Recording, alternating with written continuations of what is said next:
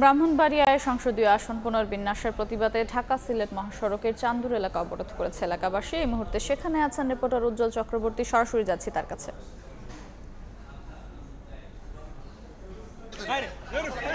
আমি এই মুহূর্তে আছি ঢাকা সিলেট মহাসড়কের ব্রাহ্মণবাড়িয়া চান্দুরা উপজেলা বদন্তি ইউনিয়নের সহ যে দুটি ইউনিয়ন নিয়ে যে মহাসড়ক অবরোধ করছে সেই ডাকবাংলা মোড়ে। আপনাকে জানিয়ে রাখি, ব্রাহ্মণবাড়িয়া বিজয়নগর উপজেলা হচ্ছে ব্রাহ্মণবাড়িয়া এবং সদর 3 আসন নিয়ে গঠিত এবং ব্রাহ্মণবাড়িয়া 2 সরাইল এবং আশুগঞ্জ নিয়ে গঠিত।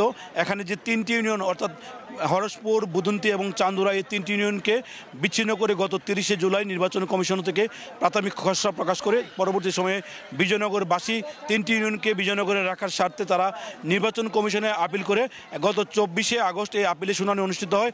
সেই শুনানি শেষে 4 সেপ্টেম্বর পূর্ণাঙ্গ ঘোষণা করে, অর্থাৎ শুধু একটি ইউনিয়ন হরসপুরকে বিজয়নগরের সাথে একীভূত রেখে দুটি ইউনিয়নকে ব্রাহ্মণবাড়িয়া 2 আসন সরাইলের সাথে যুক্ত করে। এর প্রতিবাদে কিন্তু বিজয়নগরবাসী তাদের দুটি ইউনিয়ন চান্দুরা এবং বুদন্তিকে অক্ষুণ্ণ রাখার স্বার্থে তারা কিন্তু আন্দোলন করে আসছে এবং গত 20শে জুলাই তারা 3 ঘন্টা ঢাকা সিলেট মহাসড়ক একই স্থানে অবরোধ করেছিল।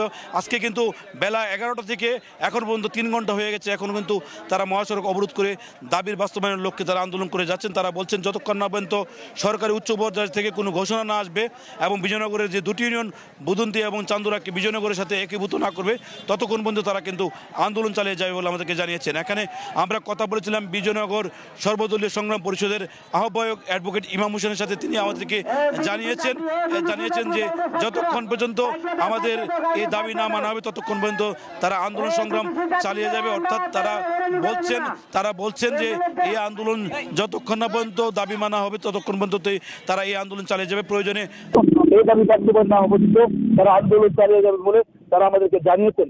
তো বেলা 11টা থেকে যে আন্দোলন চলছে, এখন প্রায় দুপুর উপর হয়েছে, অর্থাৎ 3 ঘন্টার অধিক সময় হয়ে গেছে। এখন কিন্তু আন্দোলন চলছে। আন্দোলনের কারণে কিন্তু ঢাকা সিলেট মহাসড়কের দুপাশে অন্তত 30 কিলোমিটার এলাকা জুড়ে যানজটের সৃষ্টি হয়েছে। এই যানজটের কারণে বিপুল সংখ্যক যাত্রী এবং চালক কিন্তু পরিবহন চালক দুর্ভোগে পড়েছেন এবং দীর্ঘ যানজটের কারণে বিদেশগামী যাত্রী থেকে শুরু করে জরুরি প্রয়োজনে যারা ঢাকা যাবেন তারা কিন্তু অনেকটাই ভোগান্তিতে পড়েছেন বলে আমাদেরকে জানিয়েছেন। স্বাভাবিকভাবে যে ব্রাহ্মণবাড়িয়ার যে বিজয়নগর যে আন্দোলন চলছে সেটি কখন শেষ হয় এখন পর্যন্ত কিন্তু আমরা কোনো দায়িত্বশীল সূত্র থেকে জানতে পারিনি। তো এইটুকু ছিল আমার কাছে ব্রাহ্মণবাড়িয়া বিজয়নগর থেকে ঢাকা সিলেট মহাসড়কের সর্বশেষ তথ্য।